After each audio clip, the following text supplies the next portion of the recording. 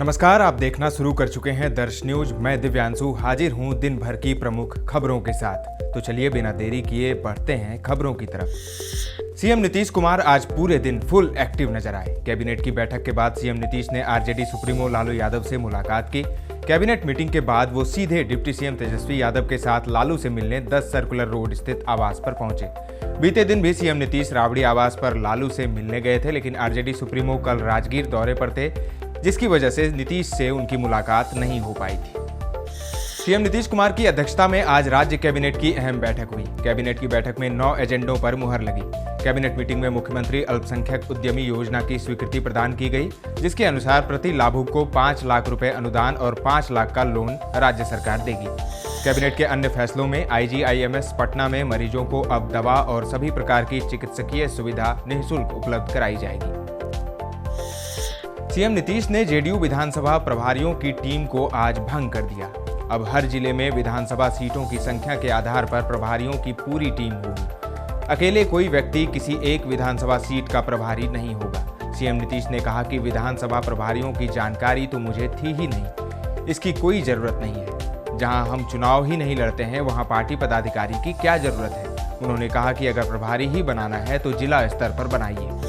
NDA में जाने की बात को सीएम नीतीश कुमार ने फालतू बताया है। पत्रकारों ने उनसे पूछा कि आपकी निकटता एनडीए की ओर जा रही है। सीएम ने इस पर अनभिज्ञता जाहिर की। उन्होंने सवाल को सिरे से खारिज करते हुए कहा कि इस तरह की फालतू बातें क्यों करते हैं, हम तो विपक्षी पार्टियों को एकजुट करने में लगे हैं।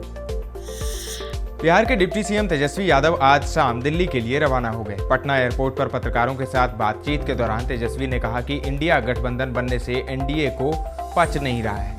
एनडीए का कुनबा अब कमजोर हो रहा है। केंद्रीय मंत्री और बेगूसराय से बीजेपी सांसद गिरिराज सिंह ने सीएम नीतीश कुमार पर हमला बोला है और कहा है कि नीतीश कुमार पंडित दीनदयाल उपाध्याय की जयंती पर माला चढ़ाने नहीं बल्कि आरजेडी को डराने गए थे। उन्होंने कहा कि नीतीश कुमार का मकसद दीनदयाल उपाध्याय पर माला चढ़ाना कम बल्कि महागठबंधन को डराना ज्यादा था कि अब मुझे संयोजक क्यों नहीं बनाए।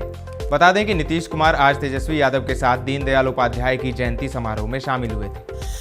उधर वीआईपी प्रमुख मुकेश सहनी ने आज कहा कि जो हमें सम्मान देगा वही दिल्ली की गद्दी पर बैठेगा। आज अपनी संकल्प यात्रा के क्रम में मुकेश सहनी झारखंड के हुसैनाबाद पहुंचे।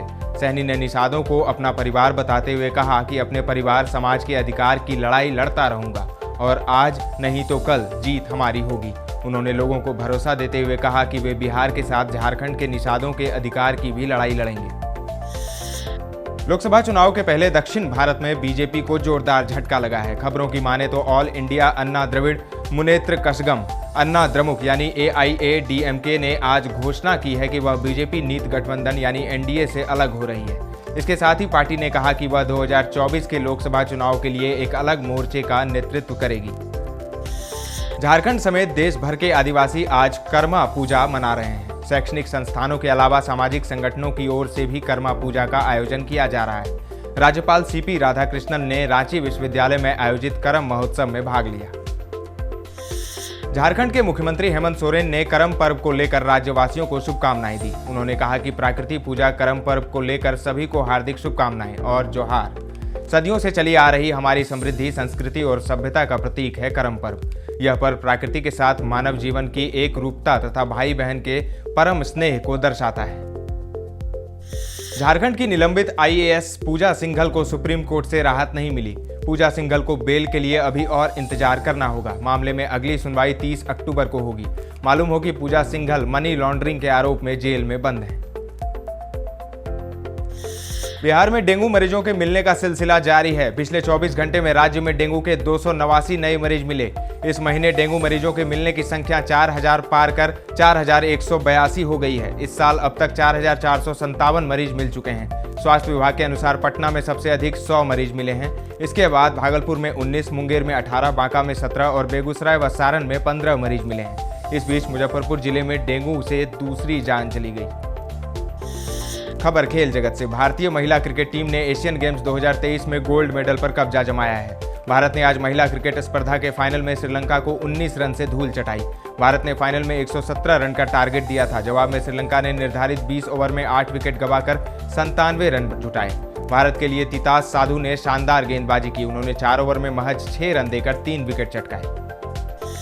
अब बात मौसम के मिजाज की। बिहार में झमाझम बारिश का दौर थमने वाला है। मौसम विभाग ने सीमांचल में आज भारी बारिश की चेतावनी जारी की है। इसके अलावा अन्य इलाकों में बारिश की गतिविधियां कम होने लगेंगी। राजधानी पटना समेत अन्य शहरों में मौसम सामान्य होने से तापमान में बढ़ोतरी का अनुमान है। ऐसे में लोगों को गर्मी सता सकती है। आज राज्य में कहीं तेज बारिश तो कहीं उमस भरी गर्मी का सितम देखने को मिलेगा। वहीं झारखंड में भी मानसून अगले 4 दिनों तक कमजोर रह सकता है। तो दर्श न्यूज के इस बुलेटिन में फिलहाल इतना ही, लेकिन खबरों का सिलसिला लगातार जारी है। देखते रहें दर्श न्यूज।